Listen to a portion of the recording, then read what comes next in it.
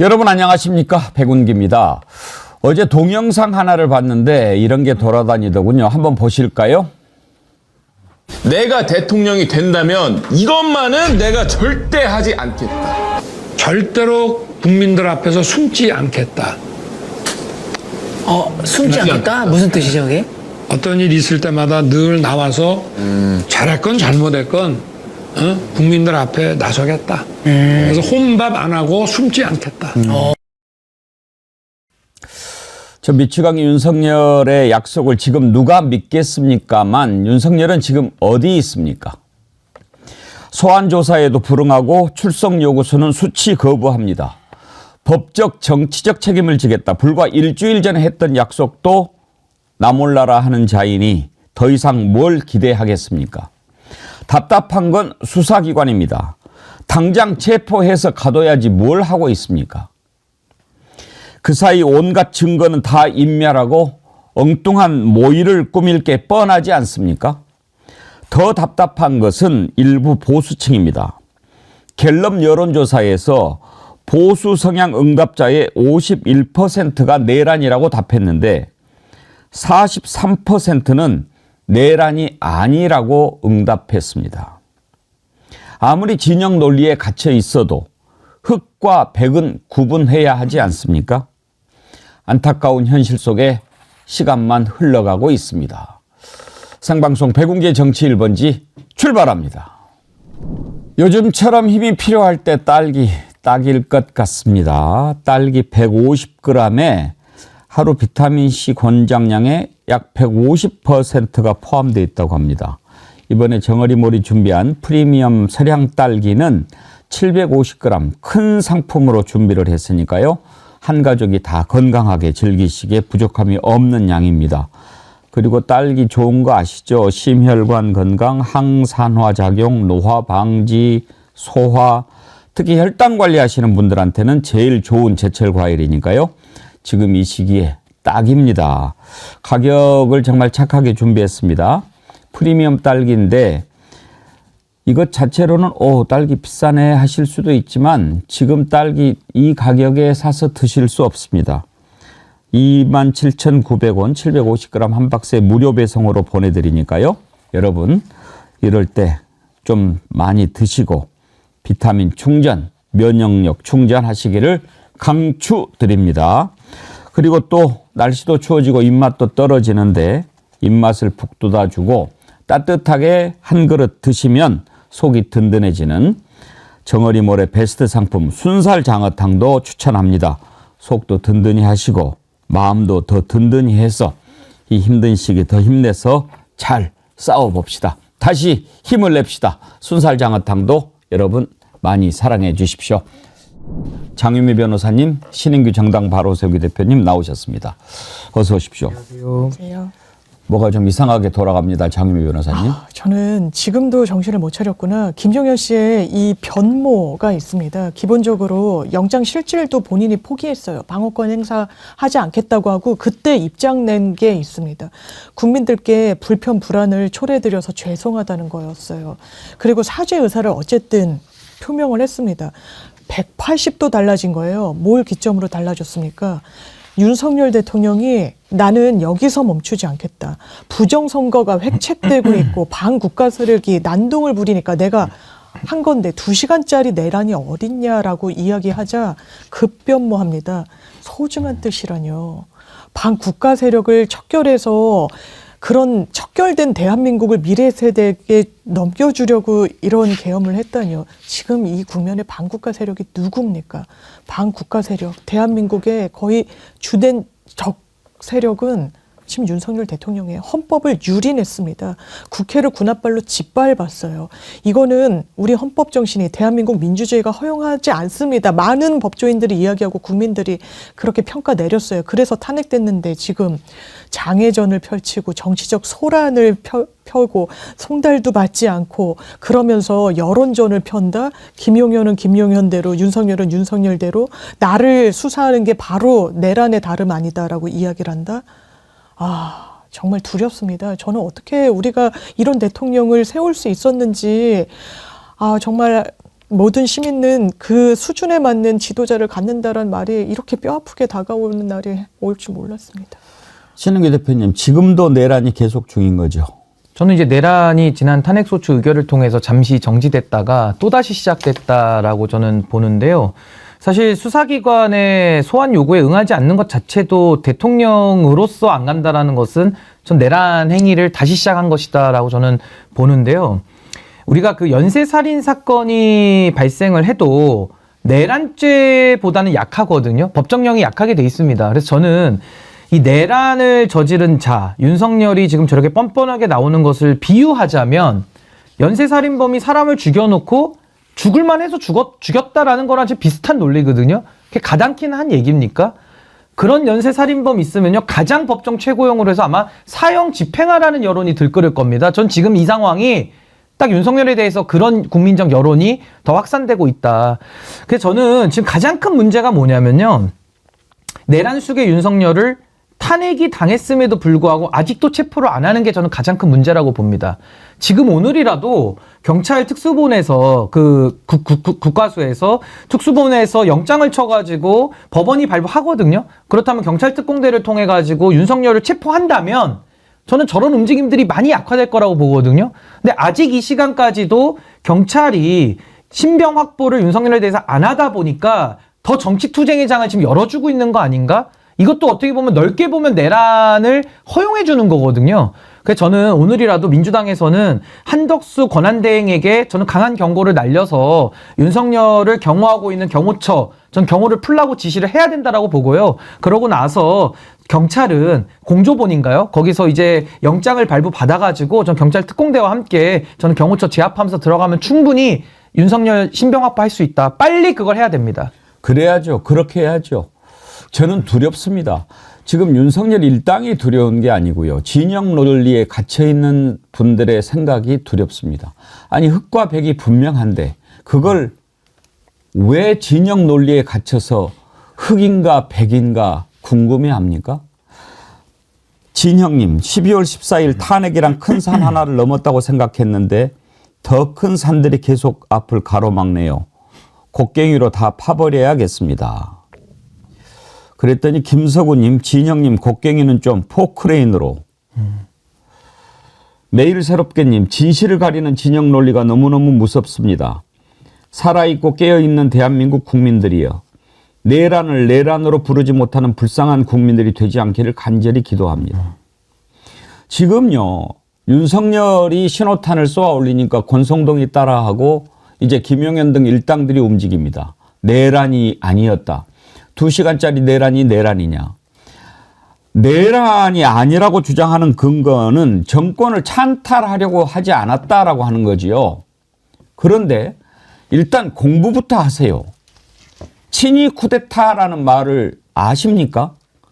친위 쿠데타. 내란입니다. 친위 쿠데타가 뭔지 설명을 해드리죠. 합법적 수단을 통하여 권력을 소유하고 있던 국가 지도자가, 그러니까 정권을 뺏기 위해서 했던 쿠데타가 있습니다. 그게 바로 전두환입니다. 그런데 이미 선고로 권력을 갖고 있는 국가 지도자가 쿠데타를 일으켜서 입법부를 해체하거나 헌법을 무효화하여 정치적 상황에서는 허용되지 않는 극도로 강력한 권력을 쟁취하는 체제 전복 행위를 말한다. 일부 보수층들이요, 국어가 됩니까? 이게 친위 쿠데타입니다. 그리고 그 뒤에 설명이 나옵니다. 거의 대부분의 경우 그 지도자는 독재자가 된다. 역사 속에 수많은 친위 쿠데타가 있습니다. 대표적인 것이 히틀러입니다. 히틀러는 이미 정권을 갖고 있는데도 쿠데타를 일으켜서 모든 기관을 다 장악합니다. 히틀러가 독재자가 되지 않았습니까? 윤석열이 대통령에 있으면서도 군대를 동원해서 국회를 침탈하지 않았습니까? 이게 쿠데타가 아니면 뭐란 말입니까? 그런데 이것을 오늘 아침에 조선일보는 비교를 합니다. 왜 그렇게 합니까? 뻔한 것을 가지고 토론에 붙이려고 합니다. 창희미 변호사님, 의도가 뭡니까? 이거는 정치 선동을 하는 거라고 봐요. 윤석열 대통령 어떻게 했습니까? 나는 잘못한 게 없다라는 거예요. 제가 신 변호사님 그 말씀을 듣고 되게 와닿았던 게 진짜 큰 범죄를 저질러 놓고 그럴만해서 그랬다라고 이야기를 하고 있는 형국입니다. 왜냐하면 지금 본인이 왜 한동훈 대표가 사실상 내란의 자백이라고 이야기를 했냐면요. 본인이 이야기했던 많은 모든 것들이 다 계엄을 정당화해 주는 요건들이 아니기 때문입니다. 계엄은 전시 사변에 준하는 국가 비상 상황에서 아주 제한적으로 발동시킬 수 있는 거예요. 선언할 수 있는 겁니다.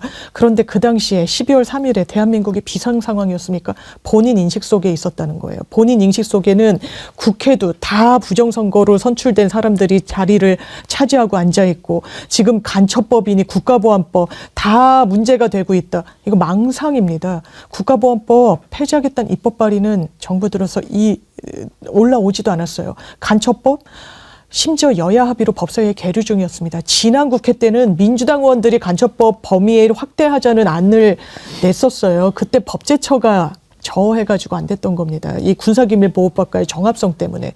이런 맥락을 다 제거하고 둘 중에 하나인 거죠. 알면서 거짓말을 하거나 실제로 믿거나 둘 다 문제입니다. 알면서 거짓말을 하면 국민들을 속이기 때문에 문제고요. 만약에 정말 그렇게 믿고 있다면 이건 망상이거든요. 더 이상 단 하루도 단 1초도 대한민국 대통령의 직함을 갖고 있어서는 안 되는 겁니다. 윤석열 한 놈만 이런 얘기를 하면 원래 미치광이니까 그렇겠다 하는데 지금 신인규 대표님 이어지고 있어요. 딱 고리가 돼 있어요. 이번에 윤석열 변호인 맡기로 한 석동현 변호사 논리도 똑같고 권성동 논리도 똑같고 이렇게 가지 않습니까? 근데 이게 하루 이틀 된 게 아니거든요. 그러니까 기존에도 공천 개입 사건 있을 때도 무슨 선의의 조언이니 이상한 소리 하면서 정당화하던 부류들이 있었고요. 뇌물 사건도 생각해 보시면 선물이니 대통령 기록물이니 하면서 본질을 흐리려는 시도가 여러 차례 있었는데 이번에도 너무나도 명확한 국헌문란 목적의 친위 쿠데타, 내란이 발생했음에도 불구하고 내란을 가지고 내란이 아니다. 내지는 그런 말 하기에는 너무 궁색하니까 내란도 할 만해서 했다. 그러니까 정당한 내란이다라는 아주 이상한 정당한 뇌물이다. 정당한 공천 개입이다. 지금 이런 논리를 만들고 있는 거거든요. 저는 우리 김대중 대통령께서 하셨던 행동하지 않는 양심은 악의 편이다라는 말을 다시 한번 상기합니다. 그래서 행동하지 않고 지금 국면에 침묵하는 것도 악의 편일 뿐만 아니라 오히려 내란을 정당화하면서 내란을 좀 더 옹호하고 그걸 기회를 틈타서 본인들의 권력을 이어가겠다라고 하는 적극적인 행위는 저는 더 악하다라고 저는 규정을 합니다. 그런 의미에서 지금 국민의힘 그리고 국민의힘을 지지하는 여러 언론들 저는 앞으로도 이 자들이 이미 저는 움직임을 시작했다라고 보거든요. 윤석열은 끊어내고 우리가 내란의 동조 세력인 우리가 한 번 더 권력을 해먹자라는 지금 저는 분위기가 감지되고 있고 그거 제일 먼저 총대 메고 나선 게 이준석 의원이거든요. 그래서 저는 이런 일련의 지금 범보수의 흐름에 대해서 매우 우려를 표하고요. 반드시 그들의 뜻대로 되지 않는다. 결국 국민이 승리하고 지난 탄핵 때도 응원봉을 들고 국회 앞에 모이셨던 그 시민들이 그 국민들이 이 나라의 주인이고 주권자다. 전 이번에만큼은 그분들의 뜻대로 올바른 나라 바로 세워야 된다고 생각합니다. 수진님, 인간과 짐승의 대결입니다. 정확하게 보셨습니다. 제가 바로 그 생각을 했습니다. 이 자들은 반인간입니다. 인간이 아닙니다. 이것이 무슨 색입니까? 이 하얀색을 이게 하얀색이 맞는지 혹시 검정색일 수도 있는지 따져보자고 합니다. 오늘 아침 조선일보 이런 표를 만들어서 윤석열 주장에 대한 법조계 해석해서 3대 쟁점을 올렸습니다. 첫 번째 쟁점, 국헌문란인가 아닌가. 그러면서 윤석열 주장, 정권 찬탈 위한 것도 아니지 않는가. 그리고 법조계 해석을 붙입니다. 폭동이 있었나. 윤석열 주장, 폭동 요소 없었다. 탄핵할 만큼 중대한가. 윤석열 주장, 내란 나서 나라 뒤집힌 것처럼 과장돼 있다. 여기에 대해서 법조계 해석을 붙입니다. 왜 이걸 따져야 됩니까? 왜 이걸 따지죠? 국헌문란이고 폭동이 있었고 탄핵할 만큼 중대한 것이 하얀색인지 아닌지 따져봐야 됩니까, 신은규 대표님? 저는 지금 이제 조선일보가 이 여론전에 있어서는 총대를 매는 것이고 저렇게 프레임을 잡게 되면은 이제 기계적 중립을 표방하는 언론들도 따라 할 겁니다. 그러면서 이제 극우적인 성향의 유튜브들이 부안해동하고 또 거기는 이제 코인팔이를 또 하겠죠. 이런 식으로 하면서 여론을 다시 한번 뒤집어 보겠다라는 저는 아주 간사하고 간교한 저는 그런 시도라고 보는데요. 어차피 이번 탄핵, 그러니까 보수 진영에서 냈던 박근혜 탄핵보다 지금 더 심각한 이 윤석열 탄핵의 국면에서는 이건 정말 대한민국을 지킬 것이냐, 대한민국을 엎어버릴 것이냐의 싸움이거든요. 그래서 전 여기에 대해서만큼은 윤석열의 부안해동하는 정치인이 됐든 언론인이 됐든 어떤 시민이 됐든 전 이번만큼은 올바르게 청산해야 된다고 보고 이 청산이 과거에 우리가 친일 잔재, 독재 잔재 이거 미청산한 게 지금 여기까지 와서 대가 치른다고 저는 봅니다. 저는 이번의 싸움이 비단 윤석열과 반윤석열의 싸움이 아니라 윤석열을 옹호해서 팔자 펴보겠다라는 아직도 정신 못 차리고 저 조선일보에 부안해동하는 그 일부 세력들에 대해서 전 이번에만큼은 완전한 청산, 저는 무관용, 무자비의 원칙으로 전 임해야 된다. 저 그렇게 생각합니다. 저 봐줄 수 없는 지경까지 왔습니다, 지금. 강효숙님께서요. 전주회가 이렇게 말하네요. 아직 음식을 만들기 전부터 맛있다 맛없다 평가하는 건 이른 판단 아니냐고. 어이상실입니다. 계엄은 이미 독초를 가지고 만든 음식입니다. 똥인지 된장인지 먹어봐야 알겠다는 국민의 짐당, 인간들 모여있는 회의장에 똥차를 갖다 퍼부어야 합니다. 장윤미 변호사님, 네. 두 분 다 법률가신데 참 죄송한 말씀입니다만 전주회도 그렇고 권성동도 그렇고 법을 공부한 자들 아닙니까? 그런데 왜 이렇게 교묘하게 법을 비틀어서 본질을 왜곡하려고 합니까? 이게 법을 배운 사람들이 어떻게 하면 이렇게 됩니까? 저는 윤석열 대통령을 보면서 평생 검찰에 몸담고 있었잖아요. 그런데 국민 앞에서는 법과 절차에 따라서 정치적으로 내가 책임질 거 다 지겠다고 하는데 그 큰 덩치에 맞지 않게 완전 법꾸라지 면모를 보여주는 거예요. 저는 최소한의 부끄러움도 없구나. 그리고 지금은 너무 이 변호인단 구성부터 대단히 정파적이에요. 이거는 장외전을 펼치겠다는 겁니다. 사건은 망가질 거예요. 지금 박근혜 전 대통령 전원일치로 탄핵됐었어요. 그게 대통령직가 헌법재판관인지 대법원장인지가 무색했습니다. 왜냐하면 헌법정신에 어긋난다는데 의견이 불일치할 수가 없거든요. 지금 이석연 전 이명박 전 대통령 때 법제처장인데 지금 이 상황은 박근혜는 윤석열에 비하면 조족지혈이라고 이야기를 합니다. 그런데 내가 뭘 잘못했냐라고 이야기를 하고 있어요. 이 부분 어떤 이야기가 율사 출신들 국민의힘 내부에서 나오더라도 이거는 제가 정확히 말씀드릴 수 있을 것 같습니다. 100% 만장일치 파면 결정 나올 거예요. 그러면서 잘못한 게 없다라고 할 만한 계엄이었다고? 아니요. 할 만한 계엄이 전혀 요건되지 않았습니다. 그리고 요건을 뜯어볼 필요는 있을 것 같아요. 법리적으로. 왜냐하면 국헌문란 목적의 폭동이라고 하니까요. 그 요건에 맞았는지와 관련해서. 근데 지금 변호인들 사이에서 뭐라고 나옵니까? 폭동이 아니었다. 아니요. 법원에서는 폭동이란 건 한 지방의 이 평온을 해할 정도의 위력이라고 하고 있습니다. 헬기가 뜨고 사람들이 군합발로 다 목도를 했는데 폭동조차 아니다. 국헌문란의 목적이 없었다. 말장난하는 거는 정말 이제는 그만둬야 될 것 같습니다. 근데 저게요, 옛날에도 있었던 겁니다. 과거에 전두환의 군합발과 독재도 언론이 어떻게 포장하냐면 그냥 권위주의 시대다. 내지는 산업화의 세력이다라고 다시 재포장을 해서 이 사회에 또 뿌려놓은 씨앗이 지금까지 오는 거거든요. 아니, 역으로 물어봐서 할 수 있는, 그러니까 할 만한 살인이라는 게 있습니까? 개념 자체가 성립합니까? 모순 개념 아닙니까? 아니, 정당화되는 살인이 있냐고요. 정당화되는 강도짓이 있습니까? 범죄는 범죄인 거죠. 근데 그걸 가지고 할 만했던 내란이다. 전 이런 형용모순은 우리가 용납할 수 없는 것이고, 여기에 동조하고 부안해동하는 자들, 저는 감히 내란 선동죄로 저는 의율해야 되는 거 아닌가. 전 그런 생각이 듭니다. 내란 선동입니다. 저렇게 되면. 크림소다님. 전 국민들이 실시간으로 봤잖아요. 무슨 개소리예요. 딱 그렇지 않습니까? 배윤경님, 아이들이 그러네요. 가정폭력을 일삼는 아버지를 고소했더니 아이들과 아내를 때리고 짓밟은 건 때릴만 해서 때렸다고 했더니 판사가 무죄라고 할 수 있냐고. 딱 그 꼴입니다. 제가 정말 더 안타까운 거는 대한민국 국민 중에도 이런 것에 부안해동하고 사실 판단을 제대로 못하는 사람들이 있다라고 하는 겁니다. 정말 안타깝습니다. 어떻게 사리 판단을 못합니까? 아무리 자기 편이 중요하더라도 설사 자기 자식이라고 하더라도 사람을 죽이는 죄를 저질렀으면 법의 판단을 받게 해야 그게 올바른 부모 아닙니까? 갤럽 여론조사가 나왔는데요. 제가 이걸 보고 참 속이 많이 상했습니다. 물론 윤석열 탄핵에 대해서 어떻게 생각하느냐. 응답자 가운데 75%가 탄핵해야 된다. 반대한 사람 21. 저는 이거 뭐 반대할 수 있다고 봅니다. 그리고 보수층 탄핵 찬성보다는 반대가 더 많아요. 국민의힘 지지자는 더 그렇고요. 탄핵에 대해서 그런 생각을 가질 수 있습니다. 그러나 비상계엄 사태에 대한 평가는 달라야 되지 않습니까?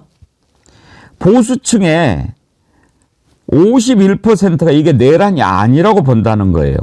국민의힘 지지자 가운데 68%가 내란이 아니라고.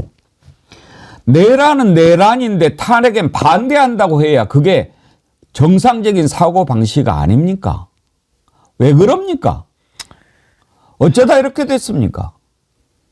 참 너무 참담한데요. 저게 뭐 사실은 정치인과 언론, 그러니까 소위 말하는 오피니언 리더들의 잘못이 더 크죠. 예, 훨씬 더 크고요. 거기에 부안해동하면서 따라오는 저 답을 하신 분들도 저는 반성이 필요하다라는 생각이 듭니다. 뭐 반성이라는 말로도 매우 부족합니다만은 이게 사실 하루 이틀 돼서 온 건 아니었거든요. 제가 아까 설명드린 대로 윤석열의 그동안의 폐악질에 대해서도 어떻게든 정당화시키기 위해서 뇌물을 대통령 기록물로 바꿔치기 해왔던 자들입니다. 그게 또 시간을 거슬러 올라가면 바이든 날리면 논란까지도 올라가는 거고요. 그래서 윤석열이라고 하는 그 인간 자체를 무조건 감싸고 돌면서 거의 뭐 왕처럼 취급했다라고 할까요? 그 후과가 지금까지 이어져 오는 것이고 이제는 선을 넘어서 내란이라고 하는 우리 국가의 체제의 근본을 흔드는 반역죄까지도 정당화시키는 지경까지 간 거기 때문에 전 다시 한번 강조드립니다만은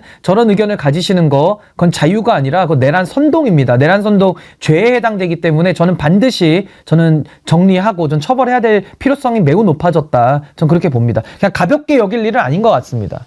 지금요. 우리나라 형법에 내란을 어떻게 규정하고 있냐면요.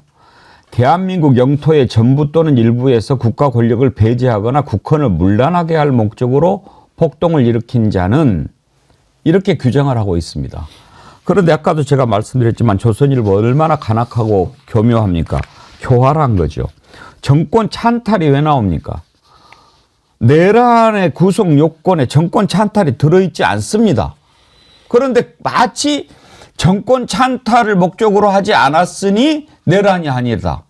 이렇게 호도하는 거 아닙니까? 그렇죠. 일단 지금 이 국면에서 구성 요건을 따져본다면 국헌 문란 목적인데 국헌 문란 목적이란 것도 너무 애매하니까 형법에 정확하게 규정이 되어 있습니다. 헌법상 그 권한을 부여받은 그런 그 기관의 권한을 제한하는 거예요. 빼앗는 경우. 국회 입법권 제대로 가동하지 못하도록 문 걸어 잠그고 이런 거는 5.18 그 관련 판결문에서도 나왔지만 이건 내란죄로 의율하고 있습니다.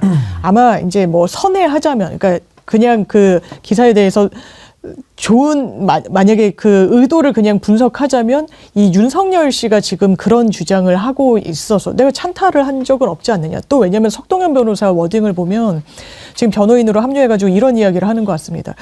내란죄의 주체가 될 수 없다라고 이야기를 하는 것 같아요. 왜냐하면 대통령은 최고 권력자고 선출된 최고직이기 때문에 내란의 어떤 주어가 될 수 없다라는데 아니요. 그거는 왕정시대 때나 그런 겁니다. 왜냐하면 이 법이 내란죄가 보호하려고 하는 건 대한민국이에요. 대한민국의 민주주의입니다. 대통령이라는 한 개인이 아니에요.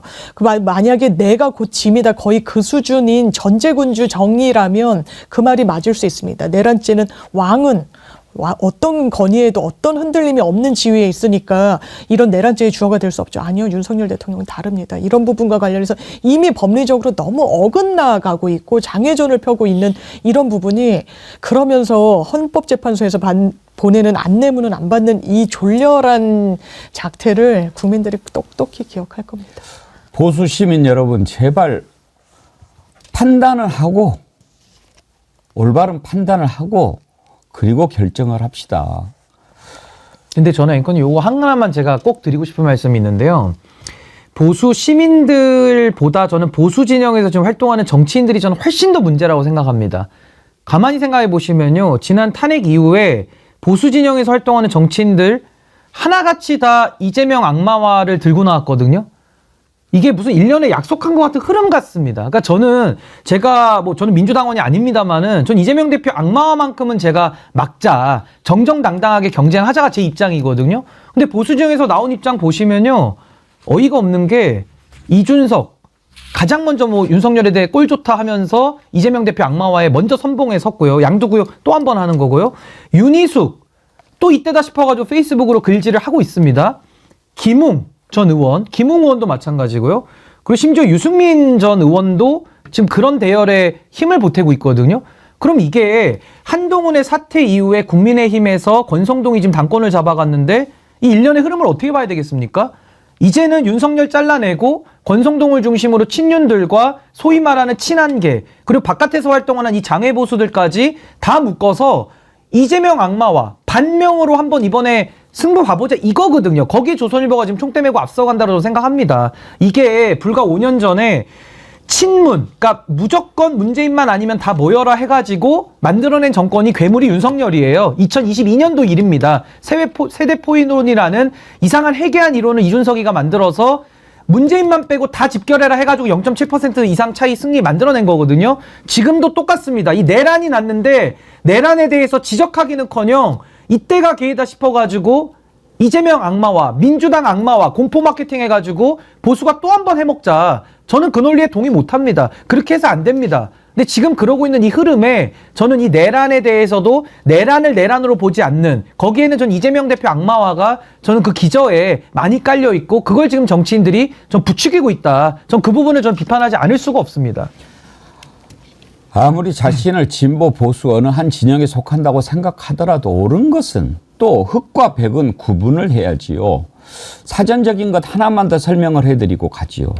자, 아까도 제가 형법 87조의 내란, 국헌문란을 목적으로 폭동을 일으킨 죄라고 규정한다 말씀드렸죠. 그러면 국헌문란은 뭔가? 강압으로 국가기관의 기능을 못하게 막는 일, 이게 국헌문란입니다. 국민들이 다 보지 않았습니까? 국헌문란했죠. 폭동, 집단폭력으로 안녕 질서를 어지럽히는 일. 헬기를 타고 온 군인들이 국회 유리창을 깨고 진입하는 것 보지 않았습니까? 그런데 이걸 아니라고 하면은 안 되지 않습니까?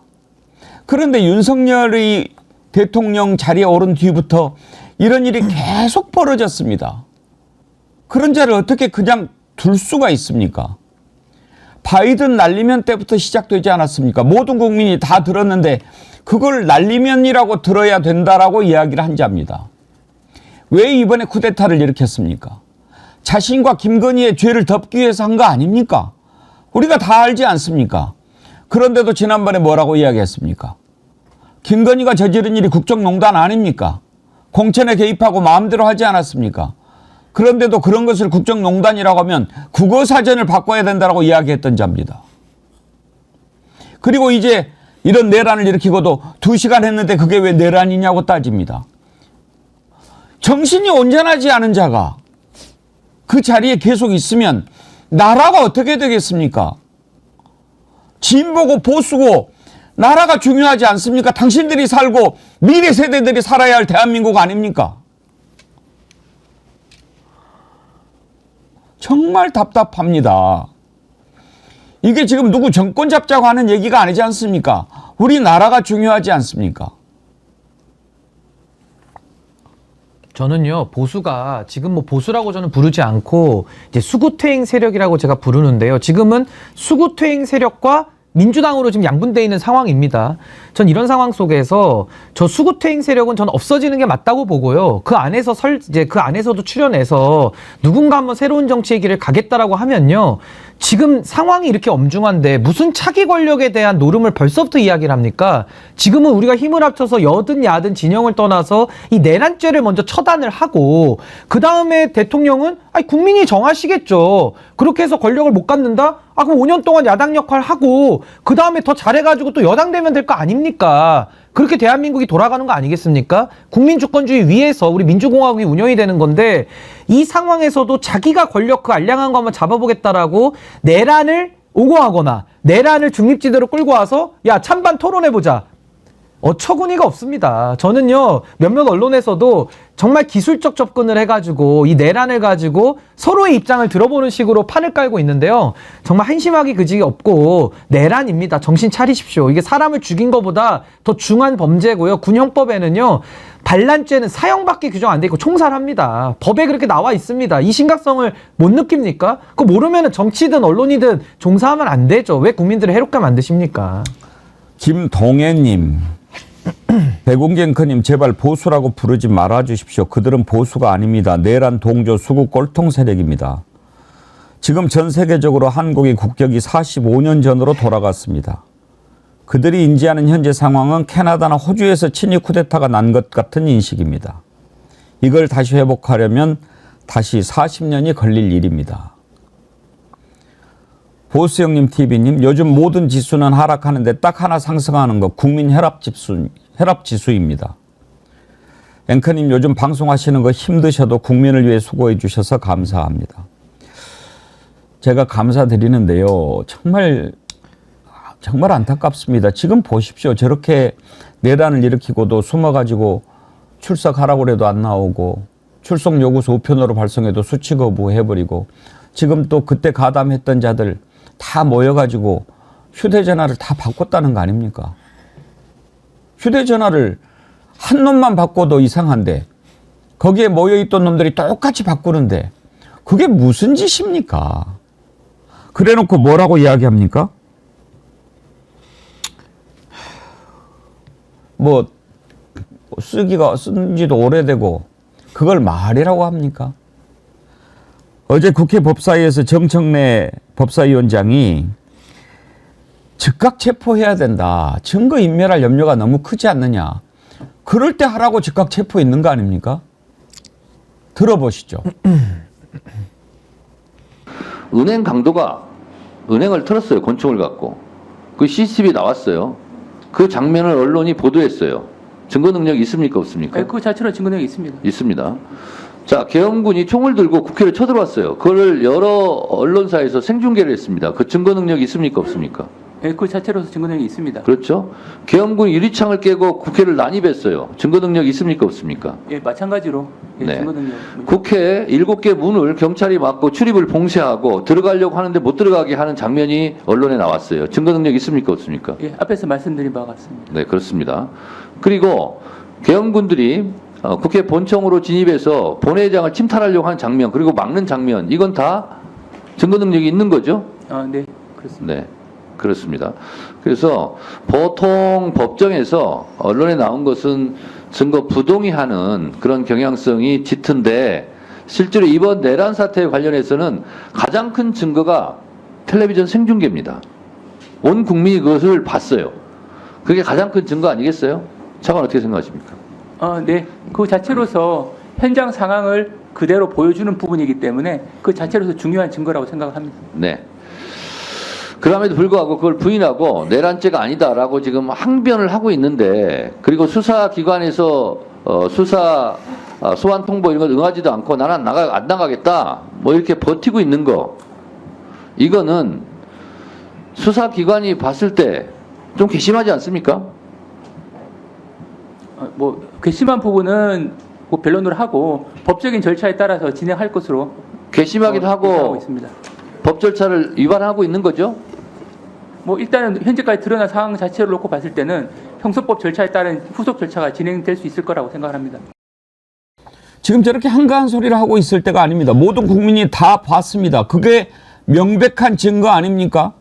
그런데 계엄을 선포한 이후에 그 다음 날인가 법무부 장관, 법제처장 막 이렇게 모였어요. 그자들이 핸드폰을 다 바꿨어요. 왜 모였고 왜 바꿨습니까? 이완규 법제처장한테 물어봤어요. 들어보시죠. 제가 지금 급하게 검색을 해봤어요. 핸드폰을 교체하는 13가지 이유. 해당되는 거 있으면 얘기하세요. 1위가 충전이 잘 안 돼서. 2위 터치 스크린 불량. 3위가 스피커 불량, 과열.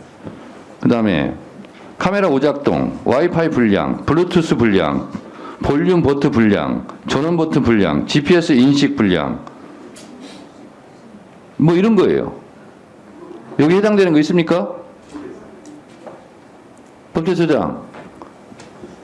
일반적인 사람들이 핸드폰을 교체하는 13가지 이유가 있어요. 제가 쭉 이렇게 지금 나열했어요.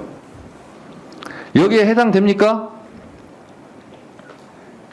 말씀해 보세요. 그래서 뭐 사용하기 불편한 점도 있고 뭐 이런저런 이유로 교체했습니다. 예. 자백했네 증거인멸. 사람 아닙니다.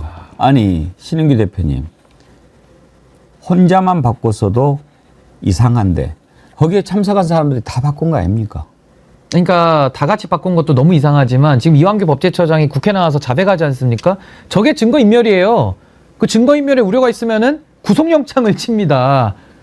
인멸을 하셨네요. 제가 보니까. 그러니까 저는 저 이완규 저분도 이제 검사 출신이고 윤석열 최측근이고 내란이 발발한 다음 날에 안가에 모여가지고 법무부 장관 박성재, 행안부 장관 이상민, 그리고 민정수석 김주현, 그리고 저 법제처장 이완규가 모여서 회동을 했다라고 하거든요. 저는 거기에 왜 윤석열이 안 왔다 그래도 이상한 거고 왔다 그래야 오히려 저는 더 이 서사가 올바르게 성립이 된다라고 보는데 핸드폰을 일시에 다 바꿨네요. 다 같이 공모해서 증거를 인멸하셨네요. 그걸 구속 사유로 우리가 부릅니다. 왜 그 법의 잣대가 왜 윤석열 최측근한테는 그냥 바꿨습니다. 뭐 불만 있습니까? 이렇게 넘어가지고 왜 일반인들은 핸드폰 바꾸고 핸드폰 던지면 왜 바로 구속시킵니까? 이 법의 잣대의 형평성이 무너진 것을 국민들이 지적하고 바로 잡아야 되는 겁니다. 그래서 저는 저자들도 이제 저는 앞으로 이제 구속이 줄줄이 기다리고 있다고 생각이 드는데 증거를 없애고 있습니다. 저는 지금이라도 공조본에서 우리가 검찰은 신뢰할 수 없다 그러면 공조본에서 공수처의 협조를 받은 국가수사본부 경찰이 전 경찰 특공대를 앞세워서 윤석열 체포에 지금 들어가야 된다고 보고요. 민주당의 고위 관계자분들께서는 한덕수 권한대행을 향해서 윤석열에 대한 대통령실의 경호처가 경호를 풀도록 저는 한덕수 권한대행이 지시 내리도록 저는 조치해야 된다고 봅니다. 그래서 한덕수가 조치를 내리고요. 경찰은 법원의 체포영장을 발부받아서 바로 저는 집행을 하고 그 이후에는 지금 증거인멸을 했다라고 우려로 의심되는 저자들을 저는 다음에는 다 구속시켜야 된다 이렇게 봅니다. 근데 장윤배 변호사님 궁민들이 궁금한 게요. 이 모인 네 사람 가운데 박성재 법무부 장관, 김주현 민정수석, 이상민 행안부 장관까지는 다 이런 놈들이니까 모일만 하다시라고 싶은데 법제처장이 여기에 낀 게 고개가 갸우뚱거려져요. 법제처장은 왜 끼었을까요? 완전 윤석열 대통령의 최측근 중에 최측근이고요. 그리고 아마 법제처장 가기 전에 장모의 대리인이었던 걸로 제가 옛날에 집행정지 사건 남았. 그래서 여러 이 본인 집안 사건 관련해 가지고 믿고 맡겼던 변호사였고 그러니까 법제처장은 사실 법을 제대로 이게 유권 해석 내려주고 이런 거예요. 그렇죠. 그런데 그때도 보면은 최민희 방통위원 그 임명했을 때 그건 민주당 몫이었어요. 원래 방통위원은 국민의힘 몫이었고 민주당 몫이 있고 민주당에서 추천해가지고 했는데 이러저러한 뭐 국회 입법조사처에서는 이게 흠결이 되지 않는다라고 입장이 나왔는데 법제처에서 질질 몇 개월을 끌었습니다. 이거는 대단히 부적절한 거죠. 일부러 그런 거죠. 그때 수장이 바로 이 이완규 법제처장 아니겠습니까? 그러면서 어떻게 뻔뻔스럽게 바꿀만 해서 휴대전화를 바꿨다고 그래요? 아니요. 이건 안가에 모인 4명 중에 3명이 바꿨다고 합니다. 이상민 장관 안 바꿨다고 하는데 아예 휴대전화 번호를 바꿨을 가능성이 열려 있다라고 언론에 나오고 있는데요. 이건 증거인멸을 짚어주신 대로 자백한 거예요. 잡아가라고 본인이 이야기를 한 겁니다. 증거인멸의 의도가 없다면 그 당시에 이 휴대전화를 왜 바꿉니까? 이건 설명이 되지 않아요. 그것도 4명 중에 3명이 동시에 사실상 이거는 은폐, 은닉, 증거인멸의 동인에 의해서 이런 선택을 했다라고 보는 거죠. 우리가 과거에 검사들 어떤 감경을 받습니까? 그때 청탁을 받았나? 문제가 됐던 검사들을 휴대전화 압수수색하려고 했더니 이렇게 이야기합니다. 한 검사는 고장나서 양재천에 버렸다. 마트 갔다가 와이프랑 싸워가지고 화가 나서 버렸다. 이랬던 사람들이에요. 이랬던 사람들의 그 끝을 지금 현재 진행형으로 보고 있는 겁니다. 검사 조직, 이분도 검찰 출신이시죠? 부끄러운 줄 아십시오. 아니 그러니까 저는 이완규의 저 논리대로 하잖아요. 지금 검사들은 누구도 영장 못 칩니다. 다 핸드폰 다 버리죠. 다 바꾸죠. 근데 그게 증거인멸이 아니라는 거 아닙니까? 그럼 저 잣대로는 그럼 누구를 구속시킵니까? 아마 오늘도 영장 쳐서 많이들 잡아드릴 거거든요. 수사기관들이. 그럼 왜 그 국민들은 당해야 되고 왜 법을 알고 법을 지키고 법을 집행할 책임을 가지는 저런 이완규 같은 자들은 왜 증거인멸 맘대로 하고도 왜 책임 안 집니까? 그러면서 누구한테 법 지키라고 합니까? 그러니까 이게 윤석열하고 하는 짓이 똑같잖아요. 윤석열도 그동안에 얼마나 많은 사람들 잡아넣겠습니까? 소환장 보내고. 근데 본인만큼은 응하지 않습니다. 본인은 법 위에 있어요. 아주 오만방자합니다. 그러니까 계엄도 맘대로 하고 계엄을 정당화시키는 해괴한 논리까지 만드는 거 아닙니까? 윤석열 씨는 부끄러운 줄 아십시오, 정말. 그러고도 사람입니까? 그러고도 검사짓 했습니까, 그동안에? 그러니까 검사들이 욕먹는 거예요. 자기 때문에.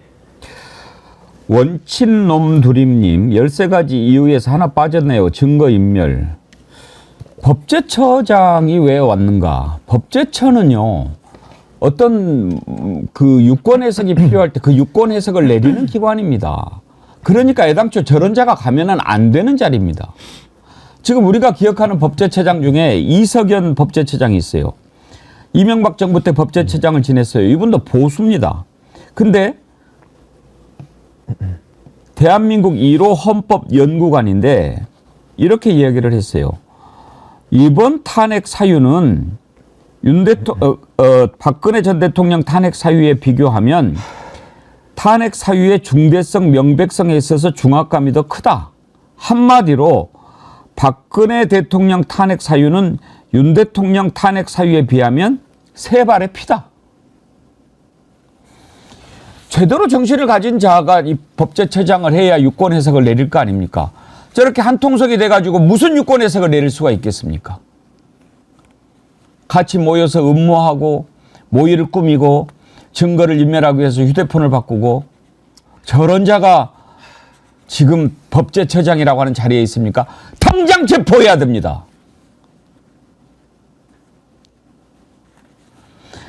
시간이 지날수록 지금 증거는 계속 사라지고 있습니다. 또 하나 놀라운 게요. 정보사 계엄 선포하기 며칠 전에 햄버거집에 모여가지고 정보사령관 현직, 전직, 그리고 현직 대령 2명, 이렇게 4명이 모였다는 거 아닙니까? 자, 여기서 한번 우리가 짚어봐야 될 것이 2가지가 있습니다. 왜 전직이 참여하죠? 그리고 왜 햄버거집에서 모이죠? 한번 두 분 얘기를 먼저 한번 들어보고 제 의견을 이야기하죠. 신인규 대표님, 왜 햄버거집에서 모였을 것 같습니까? 그러니까 이제 문상호가 현 정보사령관이고요. 이제 노상원이라는 자가 전직의 정보사령관. 그러니까 문상호의 선배인 거죠. 근데 이게 참 이상한 게 저 노상원이라는 자는 김용현 사람으로 알려져 있습니다. 그러니까 소위 말해서 김용현이 쿠데타를 윤석열의 친위 쿠데타를 주요 임무를 실행하면서 특전사, 수방사, 방첩사, 그리고 이제는 정보사까지 싹 다 동원을 한 정황이 나오는 것이고, 이 정보사령부 같은 곳이 이제 국내에서 국정원 역할을 하는 아주 중요한 임무를 수행하는 곳인데 전직인 노상원까지 끼워가지고 친위 쿠데타를 도모를 한 것이죠. 그러니까 현직의 군 라인들을 동원했을 뿐만 아니라 그 자체로도 비난 가능성이 높은데 전직 사령관까지도 동원해서 친 김용현파로 군을 문란하게 만들었다라는 직접적인 반증 아니겠습니까? 저 노상원이라는 자는 이제 구속이 되어 있는 걸로 알고 있는데, 구속되기 전에 SBS랑 인터뷰를 한 내용도 있는데, 거기 보면 김용현이 쿠데타를 진행하면서 실시간으로 상의를 하는 사실상 김용현의 비선 세력입니다. 비선 세력. 전직이니까요. 그래서 저는 이자들이 아예 군을 갖다가 국민을 지키고 국민을 위해서 일하는 군대가 아니라 윤석열의 친위 쿠데타를 준비시키는 하부 조직 체계쯤으로 생각하면서 완전히 군을 무력화시켰구나. 저는 용서받을 수 없는 대역죄를 저질렀다라고 저는 봅니다. 오히려 말이죠. 저는 문상호가 이자 누구죠? 정보사령관. 아니 그 전 노상원이를 부른 게 아니라 노상원이 문상호를 불렀을 거라고 생각해요. 그러니까 노상원이 김용현이 최측근 아닙니까? 그러니까 노상원이한테 오다를 내리고 노상원이 현직 정보사령관을 불러가지고 이렇게 모의를 하고 전달하고 이렇게 할 거야라고 이야기를 해준 것이 아닌가 싶어요. 심지어 그 참여한 대령 2명한테 노상원이가 네가 먼저 장군하고 그다음에 네가 장군 별 달면 되겠네. 그랬다는 거 아닙니까? 맞습니다. 그게 저는 합리적이라고 생각하는 게 거기에 키맨이 김용현 씨예요. 왜냐하면 노상원이라는 사람이 등장하는 거는 연결고리가 유일하게 김용현 전 장관의 6.4 3년 후배고 이 박근혜 전 대통령 때 정보사령관을 했던 인물인데 굉장히 밀착된 관계라는 거죠. 그러면서 우스꽝스럽게도 롯데리아로 불러내서는 햄버거부터 먹어라라고 하면서 이야기를 하는데 그 자리에 있었던 이 당사자들이 경찰에서 조사받으면서 이거 CCTV 한번 따봐라라고 했다라는 거 아닙니까? 거기서 모의가 있었다라는 거예요. 지시를 이 현직 정보사령관이 아니라 전직 노상원 씨가 막 내렸다는 겁니다. 지금 어떤 혐의 받고 있습니까? 포고령 관련해서도 본인이 직접 썼다는 거예요. 아, 이 계엄은 뭐 법질서나 헌법을 지키지 않았지만 이 군 계통에서도 그냥 날림으로 어떠한 것도 없어요. 그냥 믿을 만한 사람 똘만이든 전직이든 현직이든 과거든 현재든 가리지 않고 그냥 다 모아댔구나. 그러면서 이런 무도한 짓을 저질렀구나를 보여주는 한 단면인 거죠. 어떻게 아무런 군에 지금 직권이 없는 사람을 이런 무도한 계엄과 관련해서 그리고 예전부터 막 지시사항을 내리고 계엄과 관련한 인원들을 선발하라고 지시를 내리고 누가 그런 권한을 줬습니까? 윤석열 개인이 그런 권한 줄 수 없습니다. 이런 걸 내란이라고 하는 겁니다. 그러니까 이게요, 비선 세력이 똑같습니다. 윤석열을 정점으로 윤석열이가 친위 쿠데타를 해도 사형인데 사실 윤석열 주변에는 뭐 김건희부터 해가지고 뭐 명태균 권한을 부여받지 않은 비선 실세들이 차고도 넘치지 않았습니까? 근데 끼리끼리 유유상종으로 논다고 김용현이라는 자, 충암고 선배, 경호처장 했던 인간을 국방부 장관 보내서 이제 계엄을 내란을 획책했는데 김용현도 똑같은 거죠. 옆에 김건희 같은 비선 실세, 그리고 이제 노상원 같은 자를 이용해가지고 정보사령부를 장악을 하고 또 그 문상호라는 자는 현직 정보사령관이 전직한테 가가지고 머리 조아리고 저러고 앉아있고 이 대한민국 군대 맞습니까? 군인 정신 맞습니까? 그러면서 박정훈 대령을 갖다가 체포하고 구속하고 사람을 잡아요? 당신들이 사람입니까?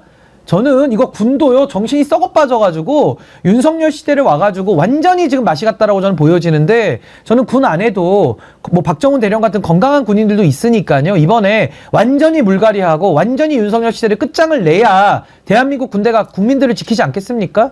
완전히 맛이 갔다라고 저는 봅니다. 지금요 노상원을 구속했는데 이제 구속 영장 청구를 했는데 본인이 영장 실질 심사를 포기를 했다고 하죠. 근데 저는 이 노상원이 구속하고 지금 문상호 뭐 이렇게 막 지금 뭐 경찰하고 검찰하고 의견이 엇갈려서 다시 또 풀어주고 그랬는데 이 자들에 그쳐서는 안 된다고 생각합니다. 그거 기억나지 않습니까? 김건희가 뭐 하고 있을까? 오비들한테 자꾸 전하고 그랬다는 제보가 있지 않습니까? 노상원이가 오비 아닙니까? 저는 노상원이가 과연 누구한테 연락을 받았을까? 저는 이 배후에 김건희가 있을 수 있다고 생각합니다. 당장 조사해야지요. 그리고 햄버거 집에서 모인 것도 저는 이걸 심상치 않게 봅니다. 제가 경험이 있어서 그래요. 지금 이 자들은 평생을 정보 공작으로 살아온 사람들 아닙니까? 어제 주블리 안보특강에서 우리가 들었습니다만 정보사령관은 방첩사하고 또 다릅니다. 정보사는 완전히 북한의 가서 요인들 체포하고 암살하고 공작하고 막 이렇게 하는 부대 아닙니까? 방첩사보다 훨씬 더 은밀하게 움직이는 것입니다. 그 정보사령관, 평생을 정보하고 공작으로 살아온 사람들은요, 숨 쉬는 것도 공작입니다. 제가 기자 시절에 한나라당의 정형근 의원이라고 있어요. 국정원 출신입니다. 이 사람을 취재하러 그 방에 들어갔는데 계속 라디오를 틀어놔요. 계속 틀어놔요. 그리고 그 라디오 소리보다 더 작은 목소리로 얘기를 해요. 처음에 알아듣기가 힘들어요. 예? 예? 그러니까 뭐 이렇게 되는 거예요. 나중에 알았어요. 아, 도청을 의식한 거구나. 그러니까 평생을 정보기관에서 산 놈들은 그렇게 사는 거예요. 계속 라디오를 틀어놓고 이야기를 대화를 하는데 대화를 할 때는 라디오를 끄고 대화에 집중을 해야 상식이고 정상 아닙니까? 그런데도 라디오를 틀어놓고 그 라디오보다 작은 목소리로 대화를 하는 거예요. 이 자들이 그럼 왜 햄버거 가게에서 모였을까? 저는 위장했다고 봅니다. 야, 여기서 모여야 정보사령관의 동선은 다 이렇게 체크가 되지 않겠습니까? 그러니까 그런 걸 노리지 않았을까? 그런 생각이 얼핏 들었어요. 아니, 저는 뭐 매우 합리적이라고 보고요. 아까 우리 김건희 씨까지 언급을 해주셨는데 모르겠습니다. 저는 지금 이 상황 굉장히 심각하게 보는 게 맞거든요. 근데 지금 이 상황을 너무 나이브하게 보는 이 지금 대한민국의 현실이 너무 좀 개탄스럽고요. 저는 명확하게 말씀드립니다. 지금도 속보가 나와서 검찰이 윤석열 내란 사건을 공수처로 이첩을 했다라는 속보가 나오고 있거든요. 예. 원래 해야 되는 일을 이렇게 늦게 하는 거예요. 그래서 저는 군이든 검찰이든 대통령실이든 외교부든 어디든 간에 지금 윤석열이 뿌려놓은 씨앗들이 너무 많은 겁니다. 공식 개선뿐만 아니라 비선 조직까지 지금 너무 많이 뿌려놨기 때문에 저는 지금 윤석열 내란을 처리하는데 방해하는 사람들 있잖아요. 이놈들은 다 저는 내란의 공범으로 처리해야 된다고 봐요. 내란의 공범입니다. 사후 공범입니다. 이게요, 지금까지도 내란죄 처리하는 거를 계속 방해하고 회방 놓고 이러고 있거든요. 전 우리 사회가 넘지 말아야 될 선을 넘었을 때 전 거기에 대해서 단호하게 처리하지 않으면요, 내란의 잔재가 남게 되는 겁니다. 그래서 저는 이번에 검찰이 아주 속을 끓이고 애를 먹게 하면서 이거 공수처의 명령에 2번, 3번 요구해서 겨우 응했는데, 저는 뭐 검찰뿐만 아니라요, 윤석열이 뿌려놓은 내란 공범들의 씨앗이 너무 많다. 전 이거를 다 색출해가지고요, 내란의 공범으로 처리해야 된다. 그래야 이 자들이 겁먹고 그나마 내란 짓을 중단하지, 안 그러면 지금 윤석열이가 계속 내란 짓을 이어가고 있기 때문에 거기에 동조하는 세력들이 암약하는, 전 그런 상태를 우리가 더 용인할 수밖에 없다. 전 매우 심각하게 봅니다. 그나마 다행입니다. 장유미 변호사님. 저는 만약에 계속 이렇게 검찰이 내란 사건 수사를 붙들고 있으면 이 심우정 검찰총장 탄핵이라도 해서 빨리 저기를 해야 된다고 생각했는데, 왜냐하면 지금 검찰은 법적으로 내란죄 수사 권한이 없지 않습니까? 네. 이게 계속 이런 식으로 가면 나중에 기소를 한다 하더라도 이거 불법적으로 수사를 했으니 이거 안 된다, 이렇게 할 판 아니었습니까? 지금 검경 수사권 조정으로 검찰이 수사할 수 있는, 직접 수사 개시할 수 있는 범죄는 정해져 있습니다. 부패, 경제 등으로 돼 있어요. 거기에 준하는 사건, 경찰이 기소 의견으로 송치한 사건에 한정되는 겁니다. 다만 자기네들이 개시할 수 있는 사건에 관련성이 있는 사건을 할 수 있다라고 하니까, 직권남용은 부패 범죄의 카테고리에 들어가니까 할 수는 있거든요. 직권남용 권리행사 방해죄를 하다가 그것과 관련이 있는 내란죄? 근데 이게 법정형이 너무 기울어요. 물론 김용현 씨 영장 단계에서는 재판부가 이거는 검찰한테 수사권, 왜냐면 수사권 자체가 없다고 하면 영장 청구도 받아들여질 수가 없거든요. 근데 이거는 말 그대로 이 구속의 필요성이 있는지를 보는 소명이 필요한 아주 이 정식 재판에 들어가기 전 단계여가지고 그것만으로 이 하자가 치유됐다라고 볼 수 있는 단서가 되는 건 아니고요. 말씀 주신 대로 정말 본안에 가게 되면, 정말 공판에 가게 되면 이거 수사 개시 권한이 있어 없어, 그럼 다 이게 위법 수집 증거로 증거 채택이 안 될 수 있는 가능성도 열려 있는 거거든요. 이건 많은 법조인들이 우려하고 있는 부분입니다. 가능성이 1이라도 있으면 그건 제거하고 가는 게 맞아요. 그러니까 공수처를 위시한 지금 공조본, 경찰과 군 그리고 이 공수처까지 합세한 수사기관에서 하는 게 맞고, 저는 검찰 존재감 이런 국면에서 드러내려고 하지 마십시오. 국민들이 이 정권 들어서 어떻게 수사 정권을 향해서 안 했는지 똑똑히 봤습니다. 지금 수사한다고 뭔가 액션 취한다고 국민들한테 용서받을 수 있을 것 같습니까? 아니요, 착각입니다. 이 부분과 관련해서는 조직과 관련한 정확한 구조 개편이 있어야 될 겁니다. 그게 대한민국 민주주의에 부합하는 검찰의 위상일 겁니다. 지금이 12월 18일입니다. 오늘이. 쿠데타가 일어난 지 보름이 됐습니다. 그런데도 윤석열 이자가 지금 저렇게 하고 있지 않습니까? 다행히 지금 공수처로 수사가 일원화되는 것 같은데 경찰도 공수처로 넘겼다고 하죠. 예. 그러니 윤석열 변호인 측은 뭐 그런 얘기를 했어요. 아니 뭐 저 여기서 오라고 그러고 저기서 오라고 그러니까 갈 수가 없잖아. 뭐 이런 식으로 얘기를 했다고 그래요. 그런데 이제 단일화가 돼서 다행인데 지금도 버티고 있습니다. 헌법재판소에서 속보가 떴는데 대통령 경호처가 윤석열 탄핵 심판 서류 또 수치 거부했다는 거 아닙니까? 이렇게 계속 버티고 있는데 보름이 지나도록 이자를 조사를 못하고 있으니 얼마나 국민들이 답답하고 불안합니까? 아니 저는 경찰에다가 하나만 묻고 싶은 게 윤석열이가 법보다 위에 있습니까? 윤석열이가 성역입니까? 아니 그리고 국민을 두려워해야지 윤석열이를 두려워하는 게 말이 됩니까? 탄핵당한 대통령이에요. 권한이 정지돼 있습니다. 아무것도 아니에요.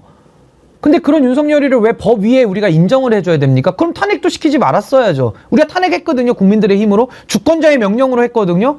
그럼 경찰은 좌고우면할 게 아니라 국민만 보고 해야죠. 내란수계 아닙니까? 근데 내란수계를 지금까지도 체포 안 하고 그러면은 내란수계의 지시를 받아가지고 김용현, 박안수, 곽종근, 지금 그 사령관들 싹 다 구속이 되고 경찰청장까지 다 지금 깜빵에 들어가 있는데 왜 윤석열 내란수계만 놔둡니까?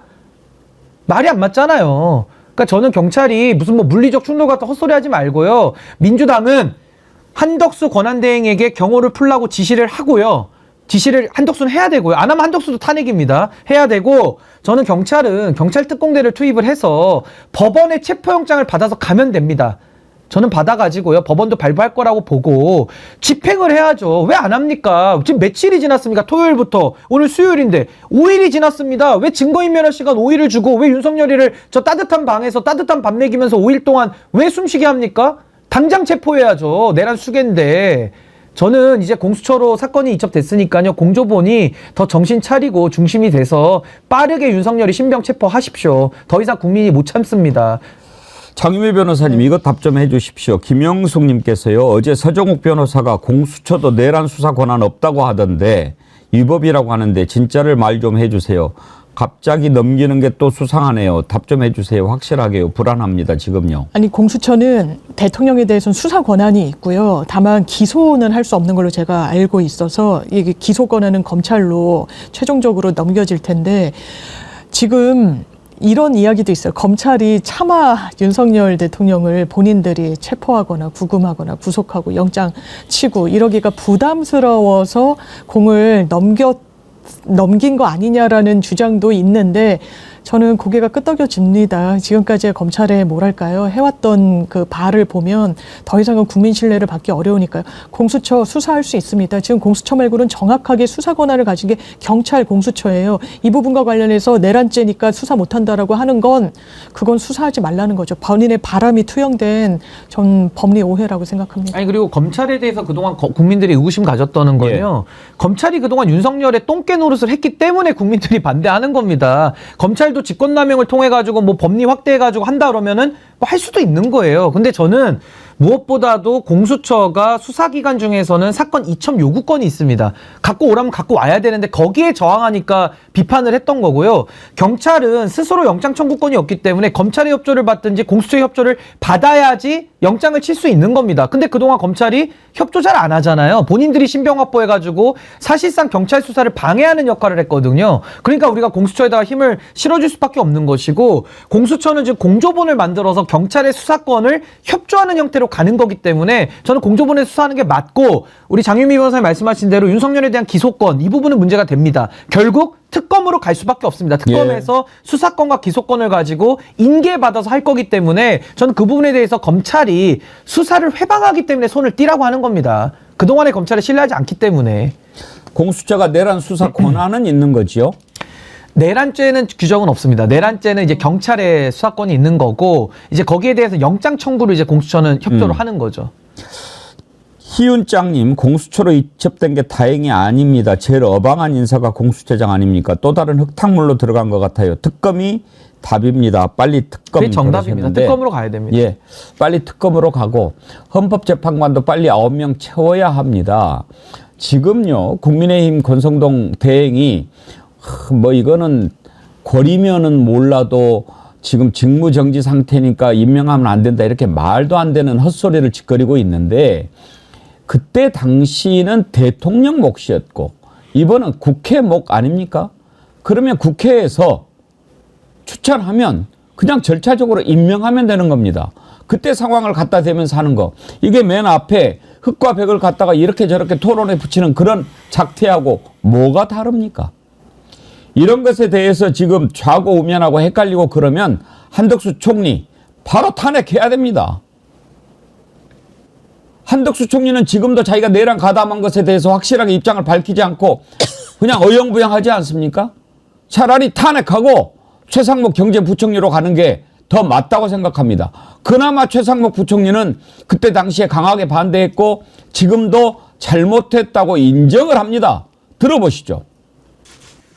인사 말씀에 앞서 한 말씀 드리겠습니다.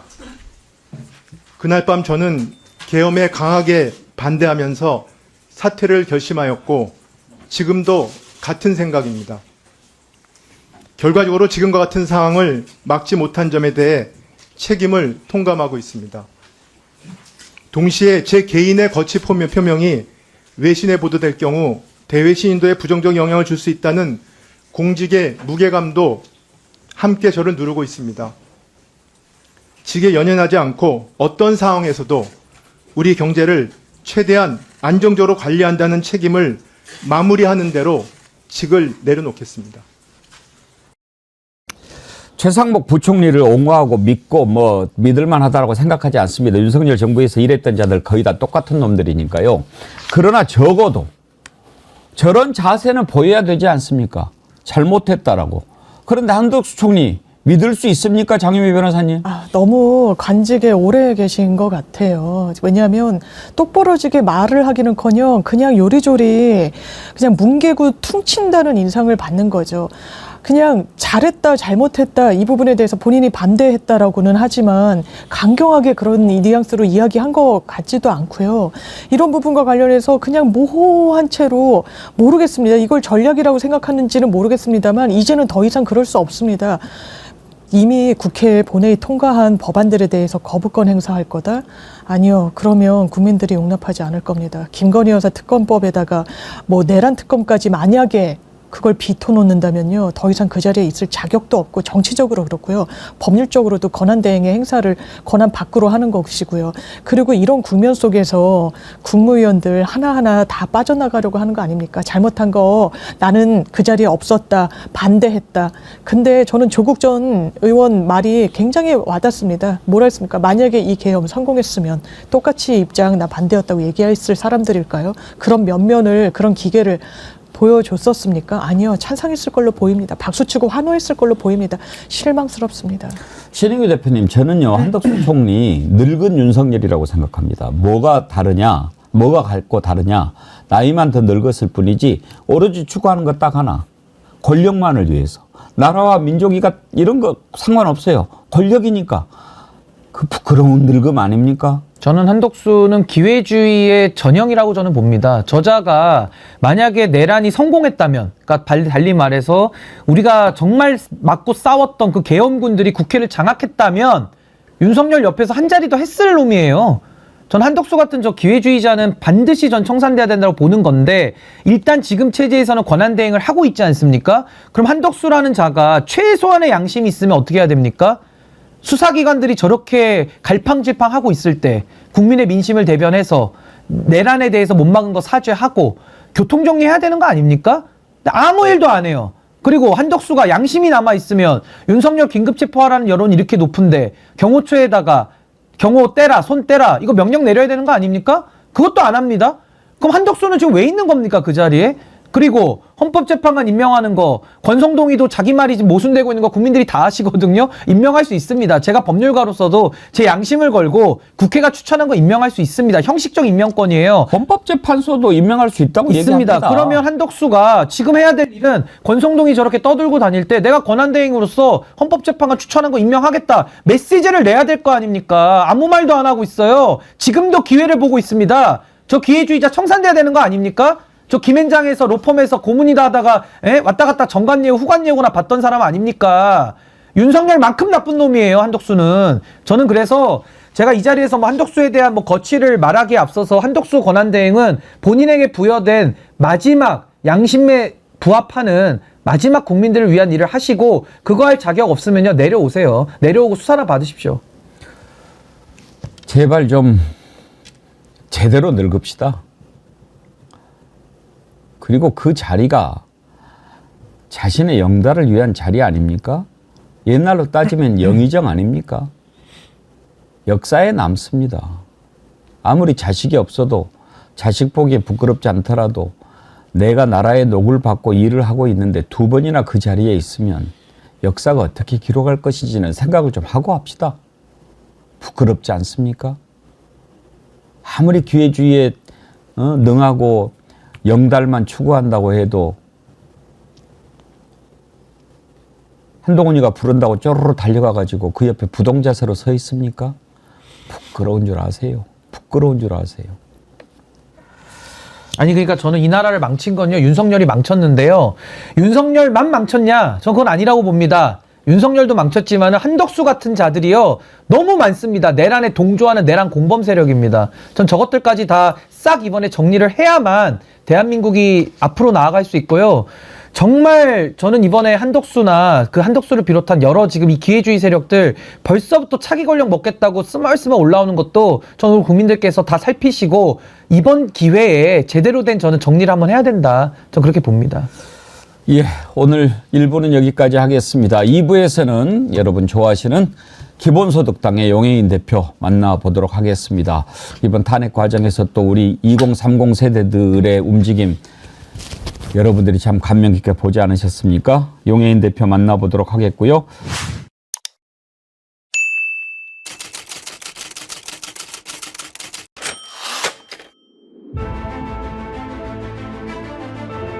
비상계엄을 선포합니다. 국민 여러분께서 힘을 보태 주십시오. 지금 국회로 와 주십시오. 대통령 윤석열 탄핵 소추안은 가결되었음을 선포합니다.